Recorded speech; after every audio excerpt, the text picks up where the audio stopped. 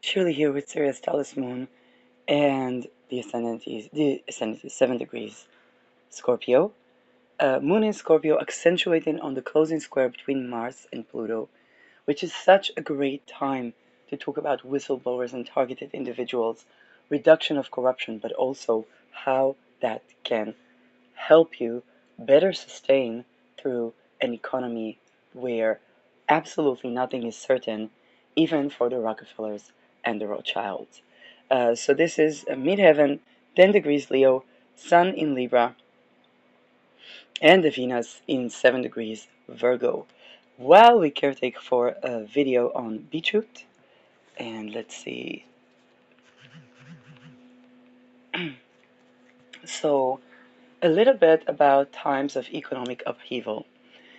As we are right now um, in, those are times of what we call currency wars.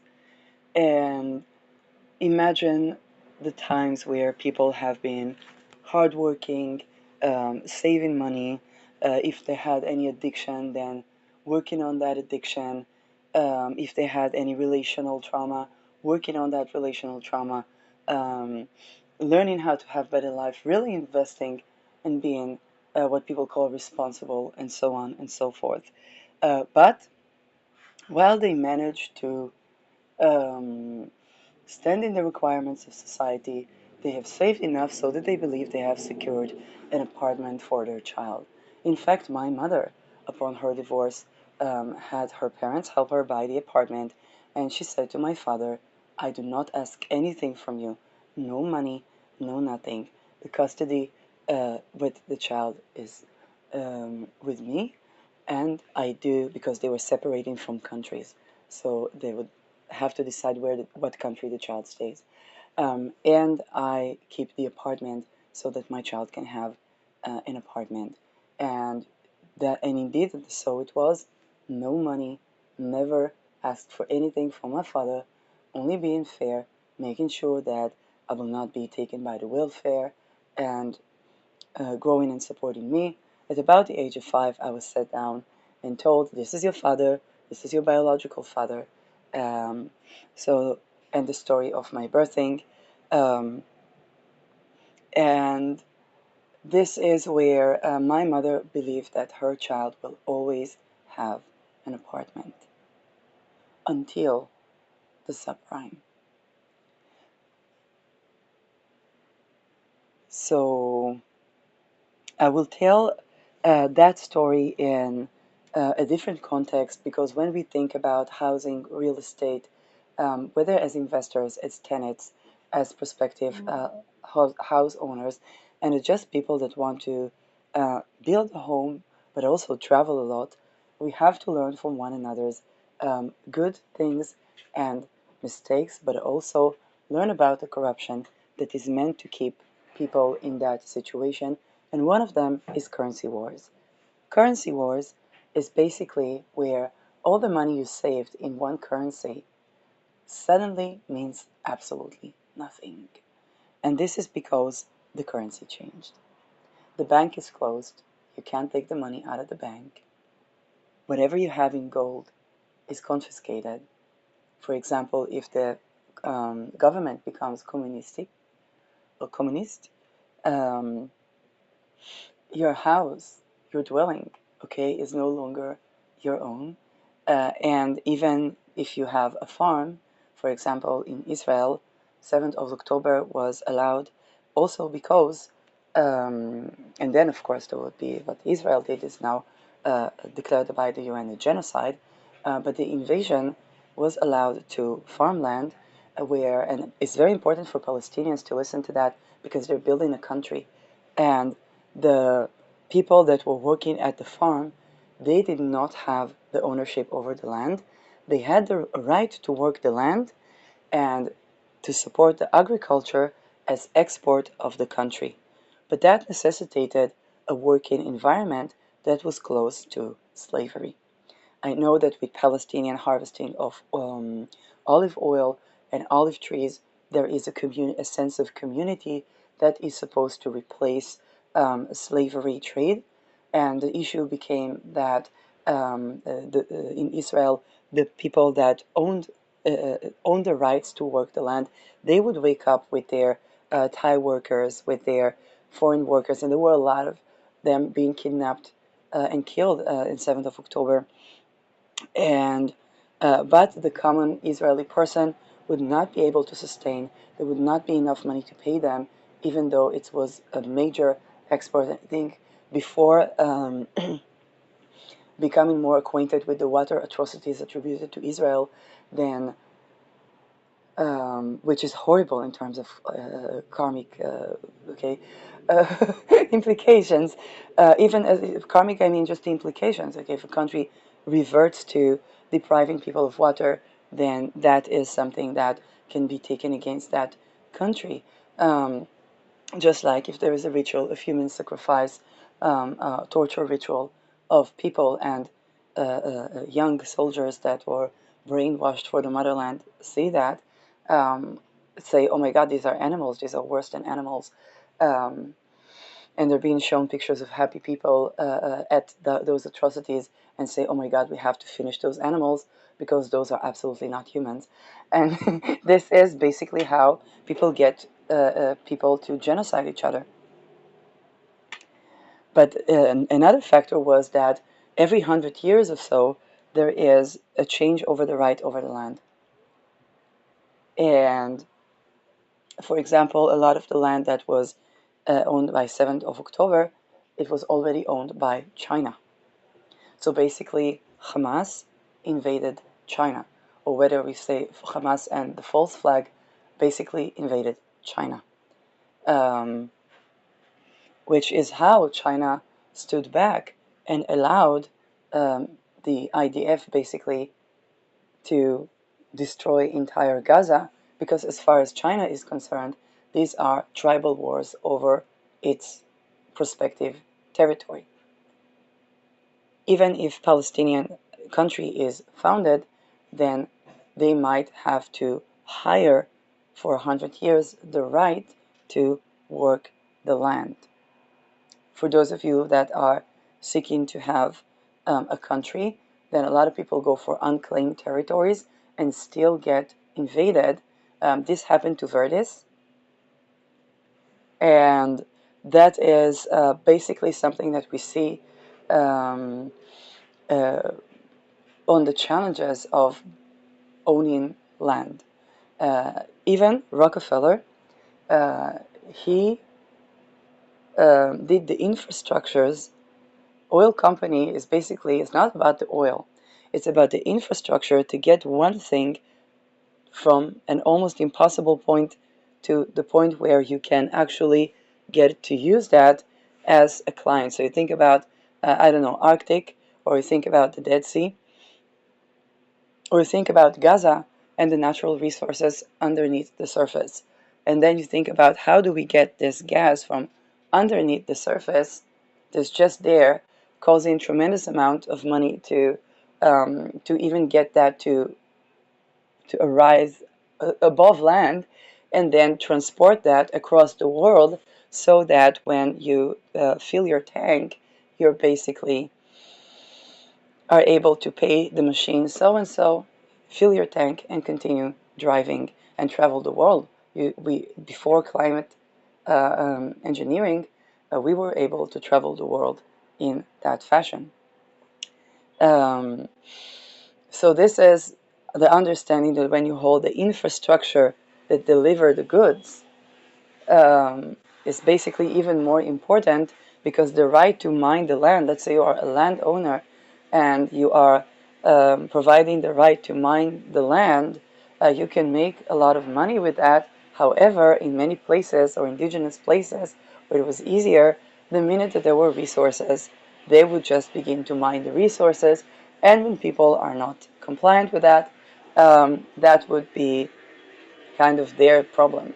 Um, with solar energy, we have a bit less of a problem. We need infrastructure, but it's not that we need to ravish the entire nature of a significant zone with all the habitat in it, and affect the climate, affect the natural habitat, um, so that we can have technology that indeed improves our lives and our safety. Rockefeller knew that if he owns the infrastructure and basically the infrastructure of the wealth of nations, then he doesn't care who is in the government. But because people began to change the energy, going from gas to solar energy, what we actually began to see is that the oil companies and the infrastructure around the oil, that's Standard Oil, that's Rockefeller's, had to adjust. And you can control the wealth of nations when you're absolutely needed and cannot be replaced, and anybody that would try to compete you would have to get to the level that they can produce, harvesting the oil from very deep in the ground and transporting that across the world. But when it's a solar panel that you can easily connect to the existing electricity systems, it's a bit more challenging. Literally any company with a little bit of skilling and knowledge can produce efficient standard solar panels. It has its own trajectory and challenges, but that is something that absolutely unnerves the fundamentals of the Rockefellers fundamentally. And so to replace that megalithic wealth with something that is literally almost free means that an entire wealth family doesn't know if it will have housing or if it will end up in death and concentration camps for the homeless. Now, some people would say, surely that's not as immediate. Well, for us, not. But for the families that look into wealth of generations, they look into centuries. And when they are able to see that coming up, they want to make sure that there will not be too much competition over the resources. So that can get a very secure wealth family insecure in a very fundamental way that goes all the way back to the legacy and the heritage of John D. Rockefeller.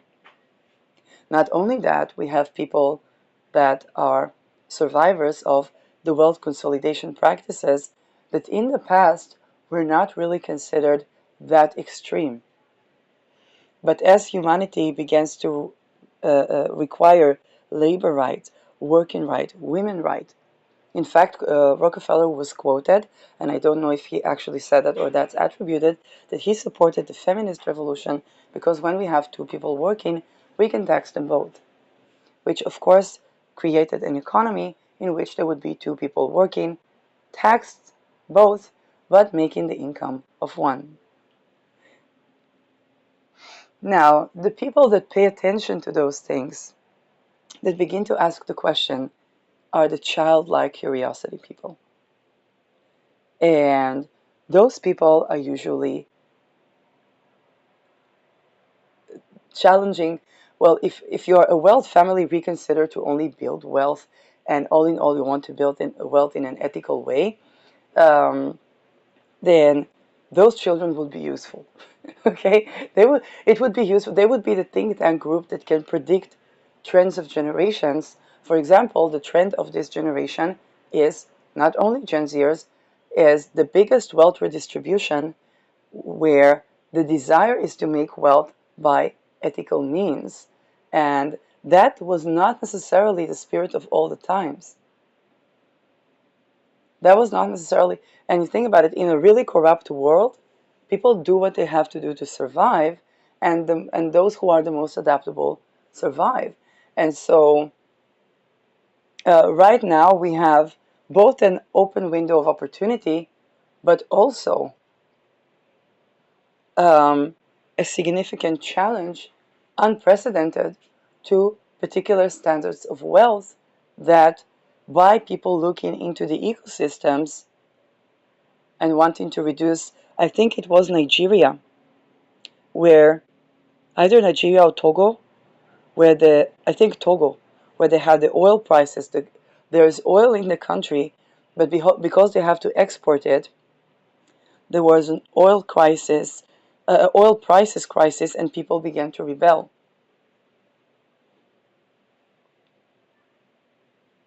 So in that way, one strategy that is fear-based, it's actually not wealth-based, okay, was to oppress the people. Oppressing the people is antithetical to wealth. And this is something, okay, this is something that we need to know about, because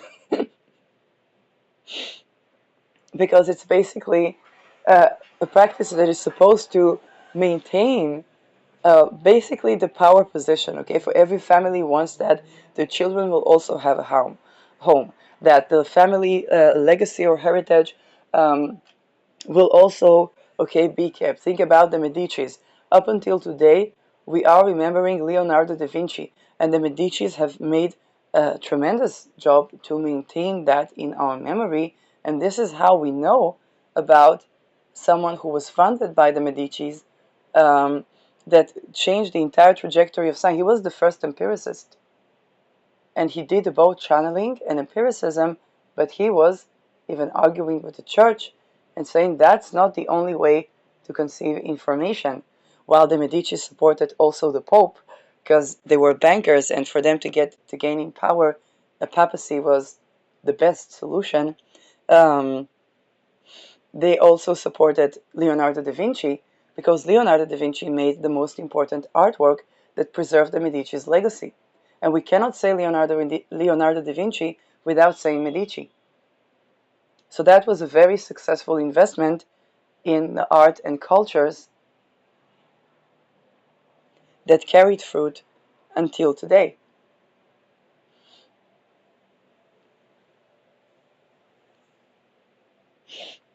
As opposed to people that try to oppress people, okay, and that is basically antithetical to wealth practice. Um, Another thing that humanity is tending to is not only the environment, but also willing consent. People want to have love. Okay, people want to make love, not wars, and they celebrate the sensuality and so on, and having better relationships, erotic rapport with their partner, and so on and so forth. This really negates any industry that was reliant on, let's say, trafficking, and that can get those industries very insecure, which is basically antithetical to wealth.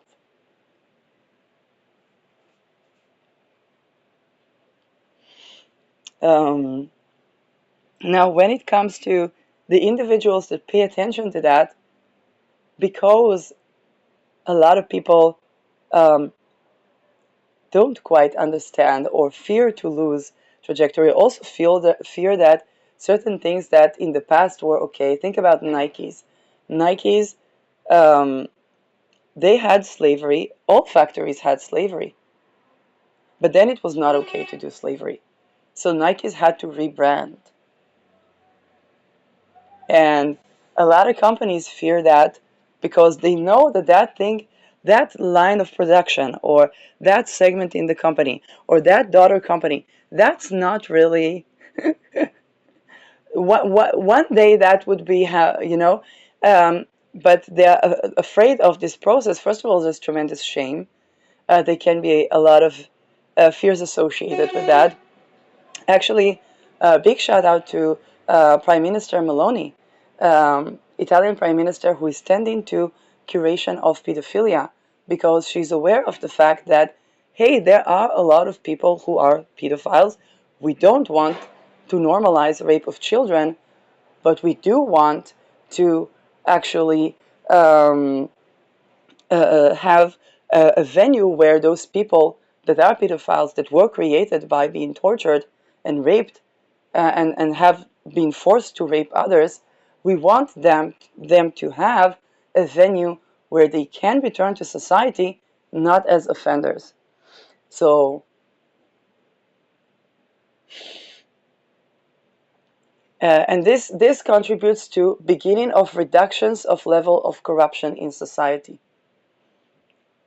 Israel now dislikes Meloni because Meloni wants to acknowledge a Palestinian state. Um, but this is the same awareness that, hey, Israel has the right to defend itself. That thing over there is being seen by most of the normal world as genocide. Now let's mitigate that. Okay, so this is a very pragmatic politics worldview. They can actually make a change and create a contribution um, in society. And a lot of the people that go by those reduction of corruption are being targeted mainly because of fear. Okay, because people did tremendous crimes against humanity, and sometimes they're not even aware that with mitigation and alleviation of corruption, they can adapt to a world um, that is that is different, that wants to make wealth in a benefic way, and that is absolutely possible. I know not a single person who comes from business family. Yes, I don't know aristocracy, but a business family, political elite, people that studied with me in academia, people that whose products I purchased, people that attend to the medicine and so on. I know not one of them that doesn't want to make wealth without having to do crime. Any crime, not just war crime. People want to be actually wealthy. And what the fear is usually about the how to get there. So some people, for example, have addiction to porn. And indeed, they would take people that are already veterans, are already tortured, and put them in front of something that's incredibly addictive and do even rituals that the more a person is traumatized, the more they are susceptible to.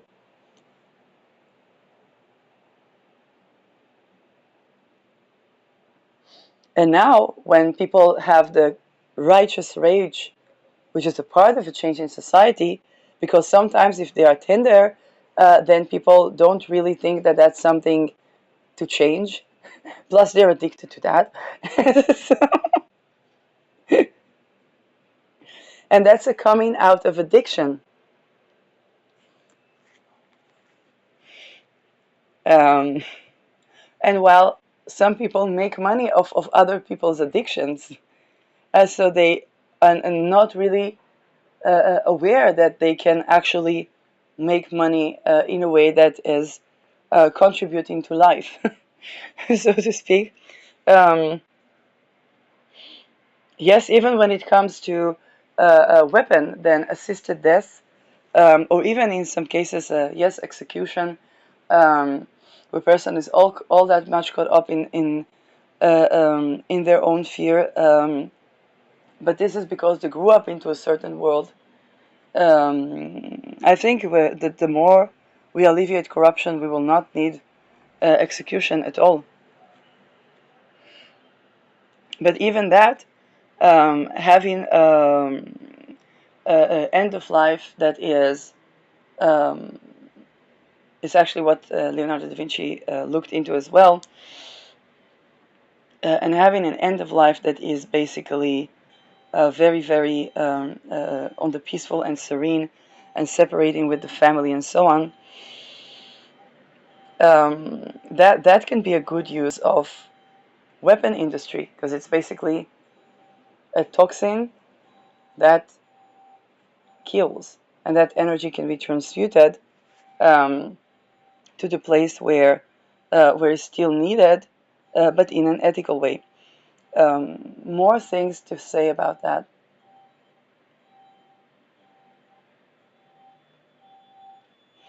Well, in societies where even the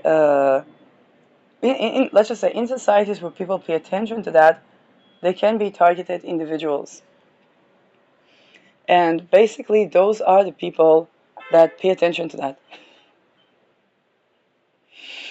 Um, Now, alleviation of corruption, and to hone in on one's point of talus, is really, really important and really, really supportive. Um, because a lot of the worst strategies that we think we need, we don't actually need. Okay? And that can be, yes, a situation where people are dealing with the fact that they pay attention to these things, and actually when somebody is targeted or they had psychic attack and so on, the point is to be more of the person that one is, more courageous, more expressive, communicate with more people. And for those of you who are seeking to communicate with the like-minded people, I really recommend to begin to communicate with targeted individuals, because that's the community that is in par with your ideas, and you're going to be recognizing who are the people in public figures. Okay, who are the people? Who are the public figures that are more in alignment with that? And it's going to be way more evident.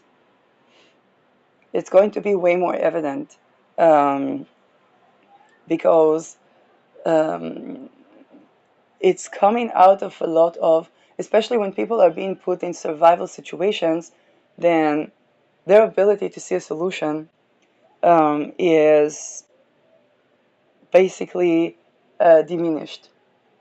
And then there are people who try to draw on the energy, okay, of people rather than to grow it within themselves. Now, I'm not judging. People were extremely tortured, but also our defense is being more of who we are and setting boundaries to corruption more, while alleviating corruption and being open to solutions that actually remediate corruption. And this is the Society of Targeted Individuals.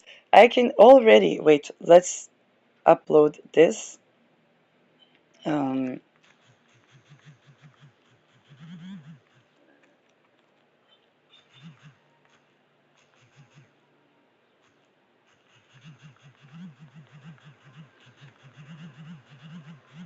so this is part one. And for many targeted individuals, because we genuinely dealt with animosity, it's also important to be open to the frequencies of genuine cooperation, and again, maintain our our ideas, because it's our creative energy. It will always be our energy, and it will always create a tremendous upheaval in those who try to steal that. Um, so and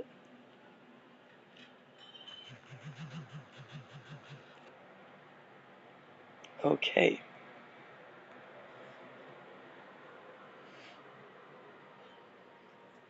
So it's also important to raise awareness about targeted individuals, but also remember, before you were a targeted individual, you were an individual. You were a person who made a lot of contribution, had a lot of ideas, had a lot of creative energy.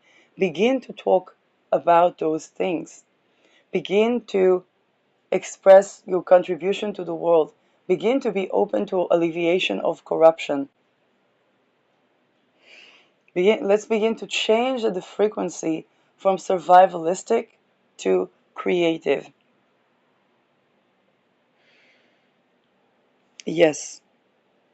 And I hope that um, And at the same time, for us as society, um, let's understand that the people that look like they react aggressively or they lash out or whatnot is because they're going through tremendous suffering for being who they are and making that contribution, and it's over nothing.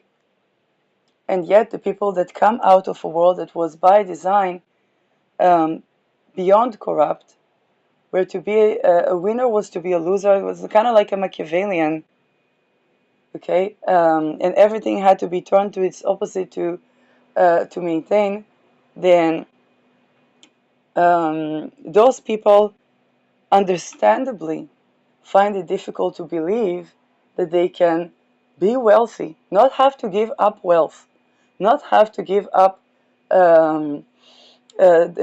being have their passions, not have to give up being successful, and do that in a way that is actually wealthy. In fact, and I'll end with the example of the Rockefeller. The Rockefeller was scrutinized for being a real bulldozer. Now, if you think about what he harvested, it was oil, and one really has to be like a bulldozer to get that out of the soil, get that, the act of doing that was ruining everything along the way. In that everything, now they did not grow up, there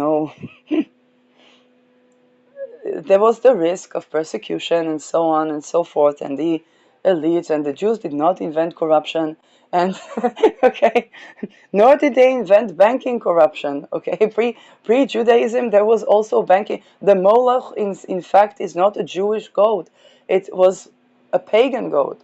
So Moloch, Maimon, okay, Mammon, okay, um, but those gods actually don't actually grant wealth that is actually wealthy, and there was tremendous amount of destruction with the rituals, with everything, and people really, really did not like the Rockefellers. In fact, they saw them very likely what they see in war criminals. So what they came up with is to do a tremendous amount of charity, and this began it opened a new problem, but it helps to alleviate corruption in the sense of well being known for the charity, and that necessitated that they will do charity. Okay, and so they began to alleviate a lot of their corruption by the merit of doing charity, um, and thus both evading taxes because it's actually tax deductible. But this is a model that could serve a lot of businesses that don't do corruption. Okay, charity is tax deductible, um, and this is also how people can get funded when they do charities. But it opened the awareness that later said, "Hey, we have solar energy." So one of the ways to solve this problem is, first of all, to make sure that everybody has enough, regardless of their place in society.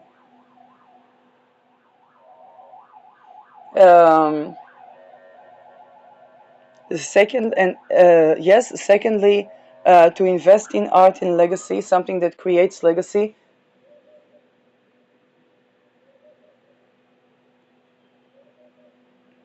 And for that to be, yes, the legacy of the family. And thirdly, to change the rituals from ritual satanic abuse to actual wealth-based rituals that are embodiment, connection, will, and consent. That allows a person to always be. This is the fountain of youth. The true fountain of youth is those practices, and teach them.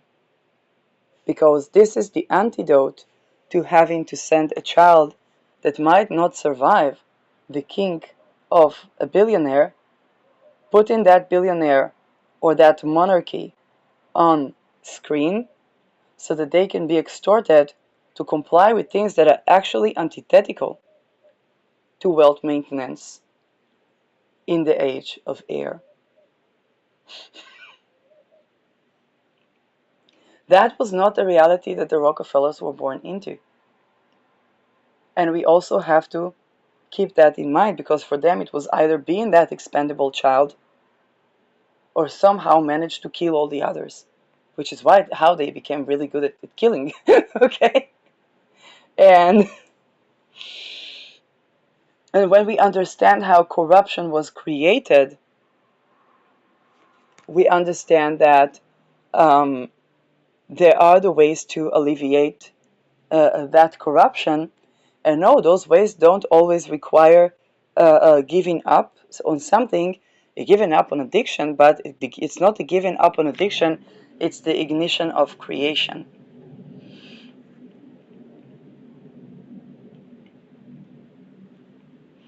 And the first thing to do is to stop feeding the lower astral excessively and start feeding, yes, the frequencies of love, of joy.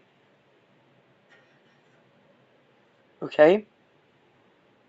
And with those frequencies, basically, people are less susceptible to the archaic practices that indeed brought a lot of control in previous trajectories, and in that way they can stand in their power. If I take a look at people like Anneke Lucas stands in her power, and she's able to talk about things that people are frightened to mention, and by that more and more people can talk about these things and then say, oh wait, that was actually completely useless. We could actually do that absolutely without all that intense corruption that we thought is absolutely necessary. And those addictions have solutions.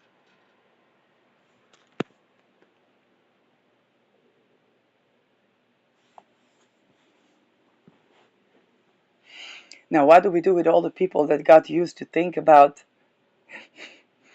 Some people say, oh, we will have to kill them, or we will have to talk about the things that we haven't talked about before. Like Prime Minister Maloney talking about actual solutions for pedophilia, so that people will not rape children, but will also have a trajectory where they can live and they can love and they can work. The mind-brain plasticity, okay, within 6 months, the nervous system can change. By the way, as aromatherapist, geranium oil on the vagus nerve can assist with that, which means a lot of the things that people didn't believe they have solutions, also when it comes to yes, sex addictions or even addictions to perpetuate evil, those things can change. The brain can change.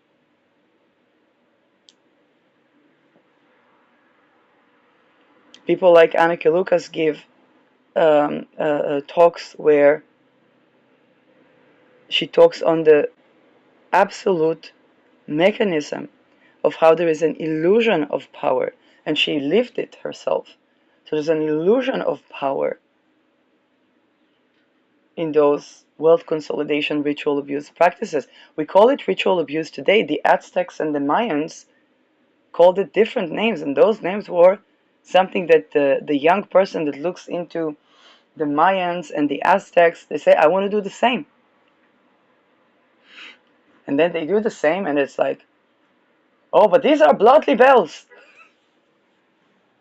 And then, unfortunately, their gnosis is like, okay, that was is highly addictive and is tremendous high, but what it is not is longevity.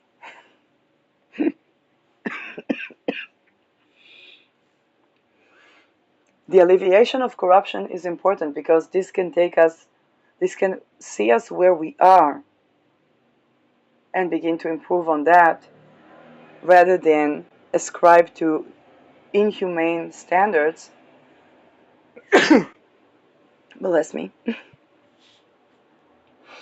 Um, and at the same time not cooperate with inhumanity. So I hope that this is a beacon of light, and I'm really, really thankful to all these people that are basically living their lives and expressing themselves, um, and and that helps us from people that are targeted individuals, that are at life risk, that people try to traffic them, that people maybe did traffic them, um, that are considered the crazy people and are even considered criminals into. So, by the way, whether they did those things or not, the targeted individual usually didn't do that. that's, that's why they're targeted individuals. Okay, um, but this is also um, yes, but this is also um, a calling to um, listen to targeted individuals that speak up. It took tremendous amount of courage for them to speak, and they hold the information that can, at the time where there is a currency war and even Standard Oils is unsure of where it's going, um, then those are the individuals that hold the understanding and that hold the remediation and the connection to the trajectories that people were just afraid to see because they were afraid of change. That's all that it actually is.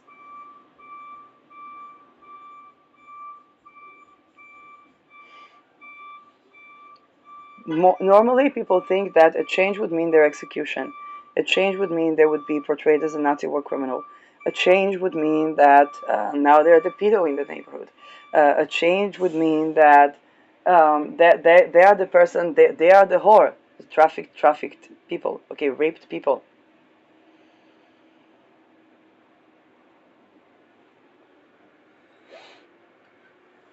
And and that is basically feeding the lower astral. And that's the frequency to transmute, to actually connect with the wealth that we want to create. And at the same time, I understand can be beyond frustrating. I attended to political assassination prevention, and with people in such situations, they're so fundamentally terrorized, and so understandably so, that yeah, that was. And sometimes people are dealing with trying to assist or trying to help, um, and the person is so frightened that is that is basically um, now they are afraid of them, and this is something also to keep in mind. People that are targeted individuals went through beyond atrocities. Some of them are ritual abuse survivors. Some of them are ritual abuse survivors and they don't even know that. Um, so they don't trust people for a reason. Okay, but what we can do is to make that discourse, to first of all understand what is the phenomena, why are targeted individuals targeted, why are people being going through such atrocities, being stalked, and so on, and to understand they're a type of a potential whistleblower. Okay, when that person is walking around in an energy that is afraid, that never knew how to make wealth in a wealthy way, and they're like this neurodivergent person in the crowd, exposing all the corruption. It's like the child in the crowd that, that tells the truth.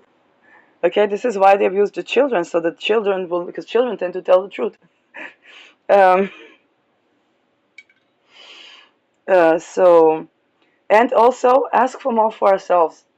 I think about it. In Germany, for example, uh, people live in a housing situation where um, for every single noise they make, somebody can call the police. Now, having peace and quiet is amazing, but this is exactly the culture that in the 1930s called the police on people, but the police changed, and that was basically calling the Gestapo.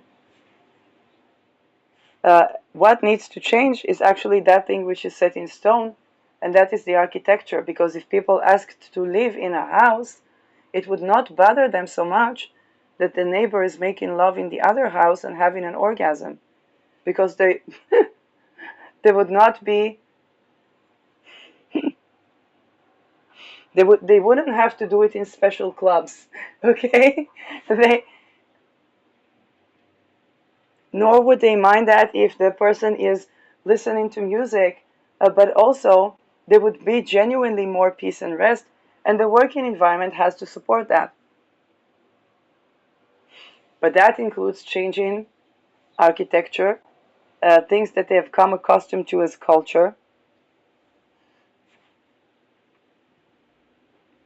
It doesn't support having, yes, uh, um, the culture of calling the police on a person for every tiny single thing. Um, because um, it would entail change. Now people think that, oh my God, this is impossible. Germans regenerate their houses. They have places where they reuse the poop, okay? Poop, to generate energy, to be self-sustaining building.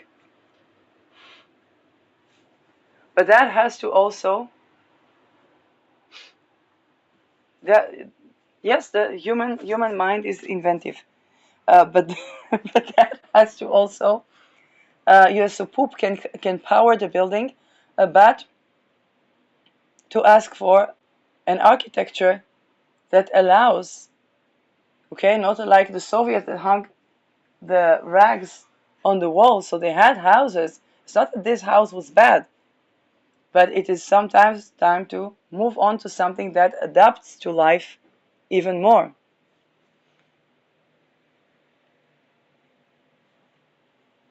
And let me tell you a secret, no building that is built like a ring is an ideal of. In fact, the Inuit lived like that.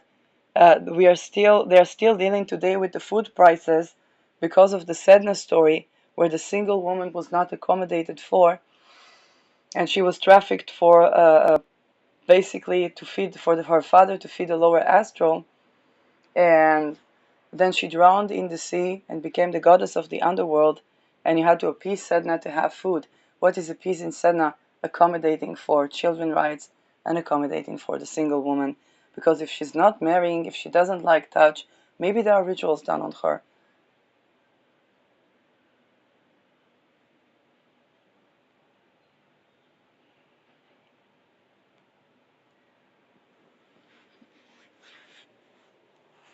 And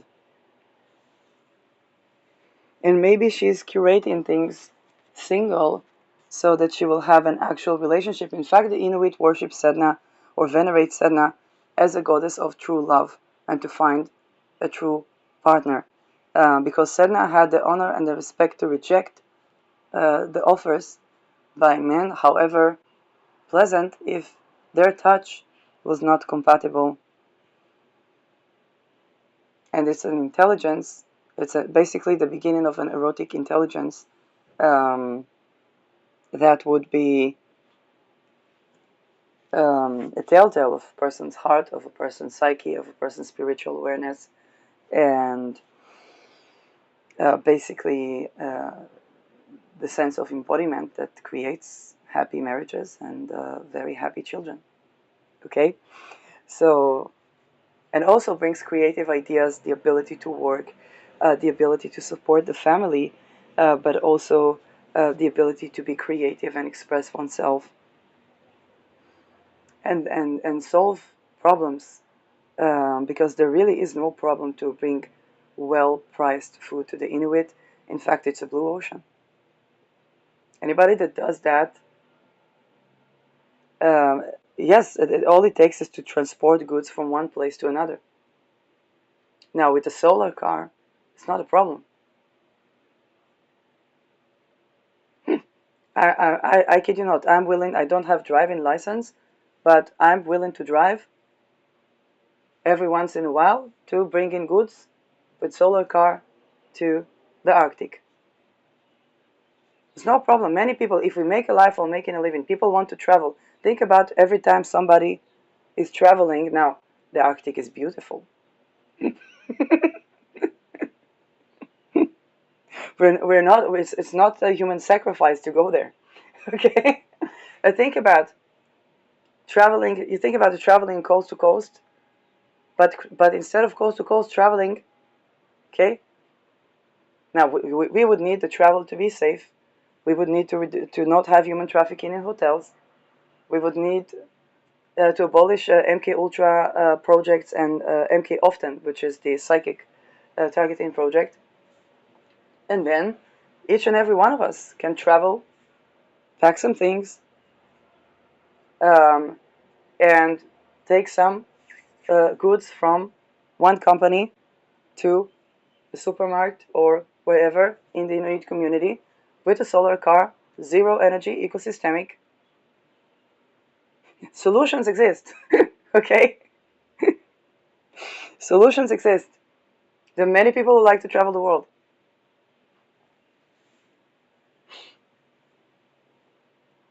And that can be um, uh, uh, for the companies to say, okay, I will bring the food and deliveries, but also have food for myself and food for extra for the people that I meet there.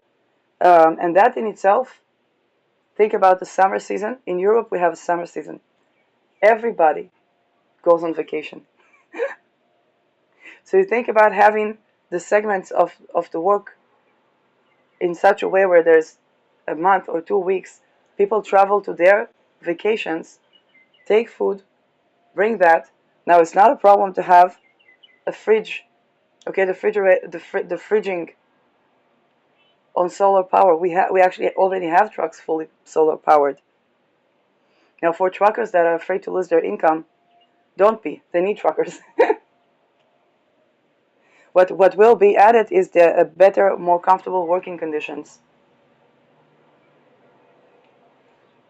And then we can reduce, if we do solar energy, we can reduce many of the costs of transporting goods, because to pack the goods, all of these things are already done within, let's say, the local place. All we really need is to take some of those already packed things, put them in the fridge, put them where's needed, fully solar powered, and travel. Now, when there are planes that are ecosystemic, begins to be even less of a problem.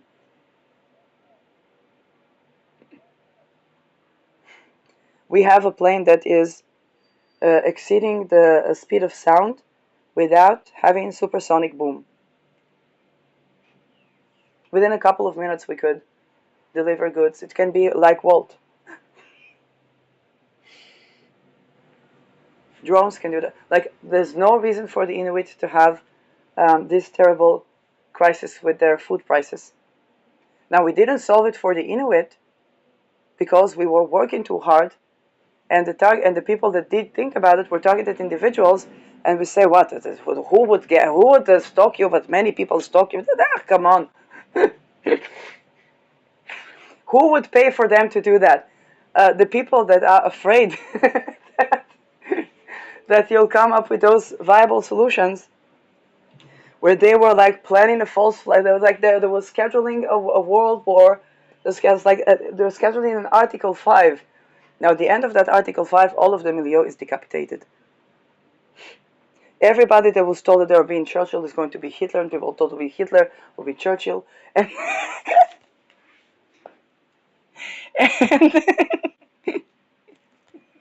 And but when people work in such strenuous conditions, they don't even have the time to think about that. And if they do, they're like, what can I do? So yes, and I hope that this releases a little bit of the yes, of the fears that people have, and alleviates a lot of the horrible things the targeted individuals are indeed dealing with. Um, oh, lovely. And I hope that this is, yes, another beacon of hope for the people that really miss doing something actually meaningful with their lives. And right now, the world is changing. There are currency wars. None of the things that you think are yielding, like go find a job, go this, go that, none of that. Currency changes, boom. Uh, and nothing promises to the people that are doing currency, nothing promises anyone that their currency will be the one chosen.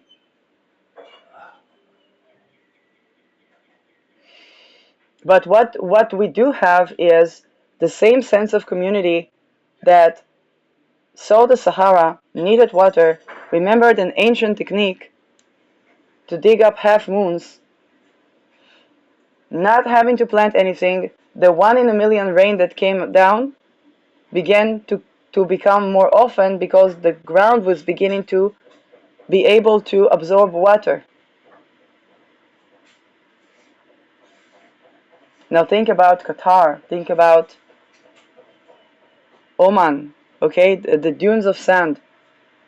That you know. Do you know that these countries buy sand for their real estate because their sand is so dry that they can't even put it to anything? Now think about adding some techniques, adding those techniques so that the soil can absorb water in Oman and Qatar. Just think about having a food forest in Oman and Qatar in like 20 years.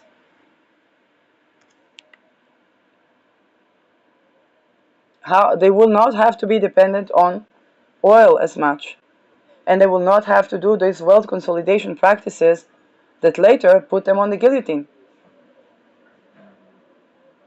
But if we tend to it now, we don't have to use the guillotine. We don't have to assassinate people.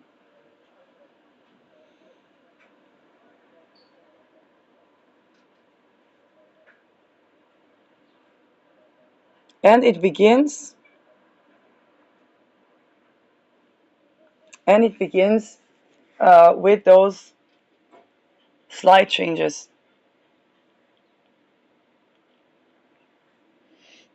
Now, for a lot of people that are targeted individuals, we are also learning. Okay, there are many things that are corrupt that we didn't even know about. For example, a lot of people want to find justification in the face of the law, and I'm like, it's the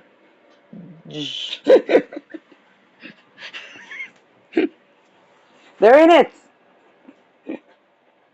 At the same time, each and every one that is in it definitely doesn't want to go on the guillotine as a war criminal. Definitely fears change. Definitely, if there was a way that they would not go on the guillotine as a war criminal, they would want to know about that.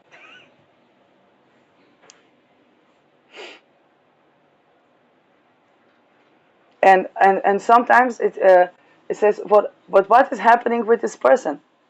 They were given that and that and that and that and that.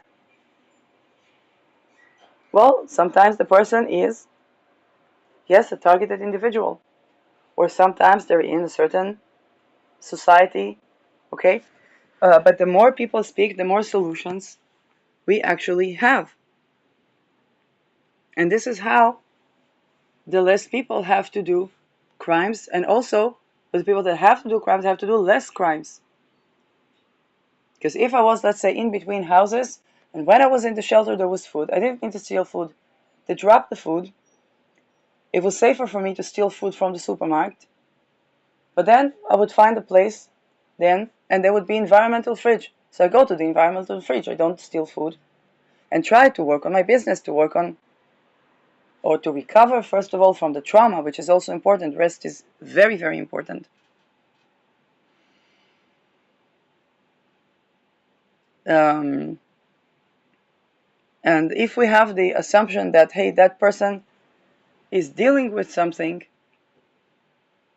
even with the worst things that people do, this